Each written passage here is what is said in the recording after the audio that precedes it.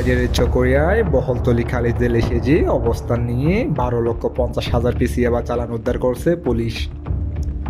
আজ সোমবার 29 এপ্রিল উপজেলা কোটাখালী ইউনিয়নের বহলতলী খালের মোহনা এলাকায় একটি বোটকে গতিরোধ করে এই অভিযান চালানো হয়।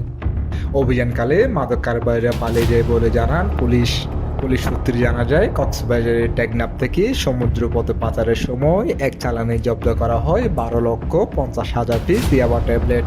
প্রতি পিস ইয়াবা ট্যাবলেট 300 টাকা হারে। জব্দকৃত ইয়াবা ট্যাবলেটের বর্তমান বাজার মূল্য 3,75,00,000 টাকা। চকরিয়া থানার ইতিহাসে এত বড় ইয়াবার চালান এর আগে কোনো উদ্ধার বা জব্দ করা হয়নি বলে জানান পুলিশ। চকরিয়া থানার ভারপ্রাপ্ত কর্মকর্তা ওসি শেখ মোহাম্মদ আলী বলেন, এটি কক্সবাজার পুলিশের এযাবৎকালের সবচেয়ে বড় ইয়াবা চালান জব্দের ঘটনা। এ ঘটনায় কাউকে আটক করা যায়নি। এ বিষয়ে আইনি ব্যবস্থা নেওয়া হচ্ছে। দুপুর অনুমান 2:05 দিকে আমরা আমাদের কাঙ্ক্ষিত লক্ষ্যে পৌঁছি। আমরা যখনই সেই নৌকাটা আমরা পেয়ে যাই, যে ইঞ্জিন চালিত বোট, যে বোটে প্রায় আমাদের যে বিপুল পরিমাণ চালান, আমরা তাদেরকে চ্যালেঞ্জ করার সাথে সাথে তারা নদীতে ঝাঁপিয়ে পড়ে। তারা 3-4 জন ছিল সংখ্যায়, প্যারাবনে উঠে যায়। পরে আমরা সেই নৌকা তল্লাশি করে নৌকার পাটাতনের ভিতরে 5টি ড্রাম দেখতে পাই, ছোট ছোট ড্রাম, এবং ড্রাম উপস্থিত লোকজনের সামনে খুলি।